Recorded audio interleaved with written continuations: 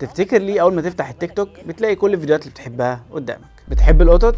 بتلاقي فيديوهات عن القطط. بتحب الاكل؟ بتلاقي فيديوهات عن الاكل. السر كله في الالجوريثم او الخوارزميات، ودي مش سهل. دي عباره عن اكواد برمجيه بتوضح طريقه شغل الويب سايت، ووظيفتها انها بتراقبك. يعني بتشوف انت بتحب فيديوهات ايه، بتقعد على الفيديو ولا لا، تعمل له لايك، بتشوف الفيديو كله ولا بتعمل سكرول داون، وكمان بتصنفه. يعني لما بتشوف فيديو انت بتحبه بتديله نقاط اعلى، ولو فيديو مش بتحبه تديله نقاط اقل. وبعد كده بتبدا تتوقع. يعني لو شفت فيديو عن الاكل وعجبك فاكيد فيديوهات الاكل دي هتعجبك. الحقيقه ان الالجوريثم مش مهتم باللي المفروض تشوفه، هو مهتم باللي هيخليك تقعد على المنصه اكبر قدر ممكن، وده مرتبط بحياتك اليوميه.